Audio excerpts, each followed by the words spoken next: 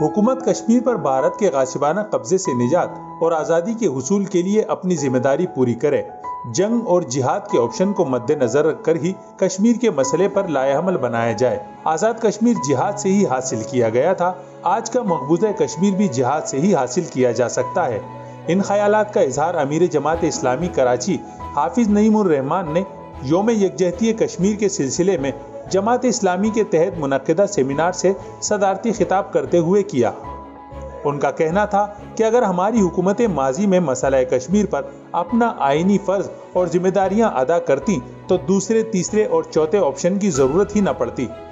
Video آگے دیکھنے سے پہلے چینل کو سبسکرائب کریں اور بیل آئیکن پر کلک کریں۔ میں یہ ضرور کہنا چاہتا ہوں کہ اتنا وقت اس کو گزر گیا ہے، اگر ہماری حکومتیں اور ہماری ریاست ابتدائی زمانے میں ہی کشمیر کے مسئلے کو اس کی اصل نوعیت کے ساتھ دیکھ لیتی تو شاید آج ہمیں تیسرے، چوتھے، دوسرے آپشن کی ضرورت نہیں ہوتی۔ آپشن تو ایک ہی ہے کہ اگر وہاں کے لوگوں کی رائے یہ ہے کہ وہ پاکستان کے ساتھ ملنا چاہتے ہیں تو اس رائے کے اظہار کا، اگر کوئی اور رائے بھی ہے تو اس کے اظہار کا بھی ان کو موقع ملنا چاہیے، اور اگر ان کی رائے یہ ہے کہ وہ پاکستان کے ساتھ ملنا چاہتے ہیں تو ان کو موقع ملنا چاہیے۔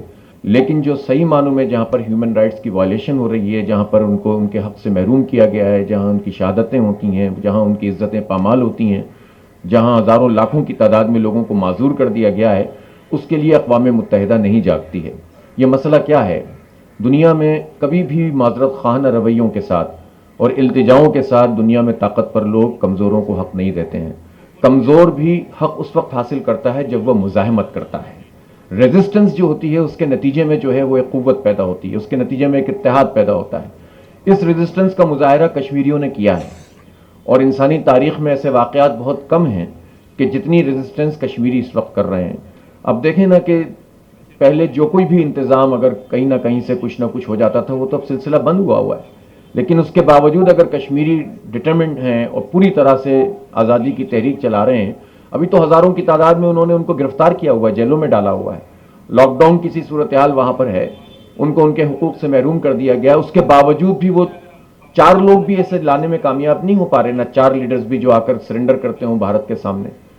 حالانکہ پہلے اختلافات بہت شدید تھے، لیکن خود بھارت کے تجربے نے یہ بات بتا دی لوگوں کو کہ جن کی دوسری، تیسری رائے بھی تھی کہ نہیں، ان سے تو ہمیں دھوکہ ہی ملے گا۔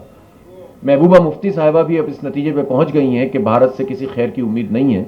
تو اس کے بعد تو ایک ہی بات ہے کہ بھارت کا علاج کیا ہے، اس کو آئسولیٹ کرنے کے لیے سفارتی کام کرنا، اور کام کرنا باتوں سے نہیں، تقریروں سے نہیں، آپ کو واقعی سفارتی محاذ پر وہ کوشش کرنی چاہیے، اور اس کے لیے ایک انٹرنل جو ہے وہ آپ کو اپنی اتحاد پیدا کرنا چاہیے۔ کیا ہم روز صبح و شام کراچی کے ایشوز کے اوپر پیپلز پارٹی کے خلاف بات نہیں کرتے؟ کیا ہم نون لیگ کے پچھلے معاملات کے اوپر گفتگو نہیں کرتے؟ کیا ہم پی ٹی آئی پر تنقید نہیں کرتے؟ لیکن آج اگر جماعت اسلامی کے پلیٹ فارم پر یہ ساری جماعتیں اس مشترک کے اوپر جمع ہیں کہ جو کشمیر ہم سب کا مسئلہ ہے، تو اس کا مطلب یہ ہے کہ تمام تر اپنی سیاسی جو بھی چپقلش ہے اس کو دور رکھ کر ہم اپنی جو شہرگ ہے اس کے لیے تو کال کر سکتے ہیں نا، اور یہ ذمہ داری سب سے زیادہ حکمرانوں کی ہوتی ہے۔ لیکن اگر دنیا اس متوجہ نہیں ہوتی اس جانب، تو ہم کیا کریں؟ لوگوں کو مرتا ہوا دیکھتے رہیں؟ آپ کے گھر کے اوپر کوئی آئے اور حملہ کرے، آپ کے بچوں کو ذبح کرنے لگے، اور آپ کے پاس یہ طاقت بھی ہو کہ آپ اس کا ہاتھ روک سکتے ہوں، اور آپ کہیں کہ نہیں، میں تو باہر بیٹھا ہوا ذرا دیکھ رہا ہوں کہ وہاں پر کیا حالات ہوتے ہیں، تو آپ کیا کریں گے؟ کیا ہم کشمیریوں کو اپنا بچہ نہیں سمجھتے ہیں؟ کیا کشمیری ہمارے لیے نہیں قربانیاں دیتے ہیں؟ کیا پرچم پاکستان کا لپیٹ کر وہ جو ہے وہ دفن ہونا پسند نہیں کرتے؟ کیا ان کی بیٹیاں اور مائیں جو ہے وہ پاکستان، کشمیر بنے گا پاکستان کے نعروں کے ساتھ جلوس نکال کر ان کی تدفین نہیں کرتی؟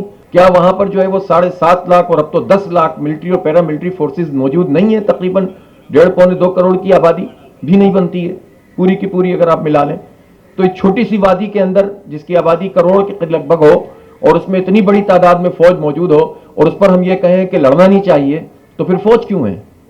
یکجہتی کشمیر سیمینار سے پیپلز پارٹی کے رہنما سینیٹر تاج حیدر، مسلم لیگ کے مرکزی رہنما اور سابق senator Nihal Hashmi, P T I کے رکن سندھ اسمبلی فردوس شمیم نقوی، کراچی بار ایسوسی ایشن کے صدر نعیم قریشی ایڈوکیٹ، جے یو آئی فیض سندھ کے نائب صدر مولانا عبدالکریم عابد، جمعیت علماء پاکستان کے رہنما حلیم خان غوری، سنی تحریک کے رہنما فہیم الدین شیخ، جمعیت علماء اسلام سندھ کے رہنما مولانا حافظ احمد علی، سابق رکن سندھ اسمبلی حمید اللہ ایڈوکیٹ، जमीयत इत्तेहाद उलमा के मौलाना अब्दुल वहीद, जमात इस्लामी मिनारिटी विंग के सदर यूनुस सोहन एडवोकेट और सिख बिरादरी के रहनुमा अनिल सिंह समेत दीगर सियासी और समाजी शख्सियात ने भी खिताब किया। मुकर्रिरीन ने इस मौके पर भारत की जानिब से जारी मजालिम को मुस्तरद करते हुए कश्मीर के मजलूम आवाम से भरपूर यकजहती का इजहार किया और आलमी बिरादरी से मुतालिबा किया कि कश्मीरियों को उनका हक़ खुद इरादियत इस्तेमाल करने की आज़ादी दिलाई जाए। कैमरामैन रिजवान अली के साथ कमरुर रहमान, जसारत न्यूज़, कराची। हालात व वाक़यात से बाखबर रहने और बेलाग तबसरों तज्जियों के लिए चैनल को सब्सक्राइब करना ना भूलें।